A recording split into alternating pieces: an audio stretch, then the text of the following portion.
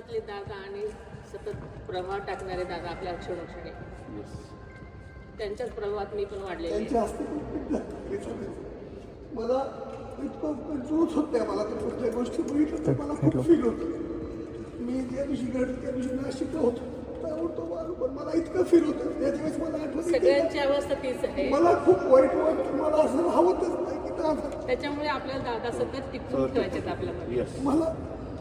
मला म्हणायचं तू माझा अल्पसंख्याकचा कार्यकर्ता आहे, यश तू काही काळजी करू. पण तेव्हा मला खूप फील होते बघितल्यावर. जयदादाला बघितल्यावर तुम्हाला बघितलं मला खूप वाईट वाटतं या गोष्टीचं सगळे. आता नियतीच्या हातात सगळ्या गोष्टी असतात, आपल्या हातात नसतात. नाही तर आपण कधीच अशी वेळ येऊ दिली नसते आपल्यावरती. पण आता आपण आपल्या सगळ्या गोष्टींमधनं आपण दादांची जी अपूर्ण स्वप्न आहेत ती पूर्ण करण्यासाठी सगळ्यांनी प्रयत्न करायचे. आणि आपल्या परीनं तुम्हाला माहिती तुम्हाला काय करायचं.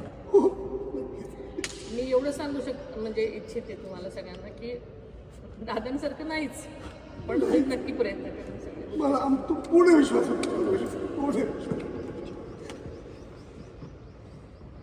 आणि तुमच्याशिवाय काहीही करू शकणार नाही कोणीच. तुमचा पाठिंबा असेल तरच आम्ही पूर्ण ताकदीने तुमच्या पाठीमागे आहोत. पूर्ण ताकदीने तुमच्या पाठीमागे आहोत. आम्ही तुम्हाला कधी सोडणार नाही, कधी सोडणार नाही. तुम्हाला ज्या माणसाने आमच्यासाठी पूर्ण आयुष्य वेचलं त्या व्यक्तीसाठी आम्ही तुम्हाला कधीच सोडणार नाही. आमचा सर्व तरुणाचा पाठिंबा तुमच्या पाठीशी राहील काय. भावनिक म्हणून नाही, खरंच.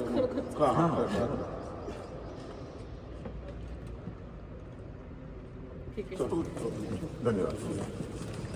बारामतीकरांनी सगळ्यात नेहमी प्रत्येक ठिकाणी विक्रम केलेले आहेत. तुमच्यावर अवलंबून आहे सगळं. नक्कीच होईल, नक्कीच.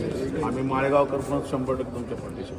सगळे झाले त्याच्यामध्ये प्रत्येक बारामतीकरांना इथला असेल, बाहेर असणारा असेल, कुठलाही असेल. ठीक आहे. महाराष्ट्रातील सर्व बातम्यांचे विश्वासार्ह व्यासपीठ. सकाळच्या सर्व सोशल मीडिया प्लॅटफॉर्मला लाईक, फॉलो आणि सबस्क्राईब करा. तसंच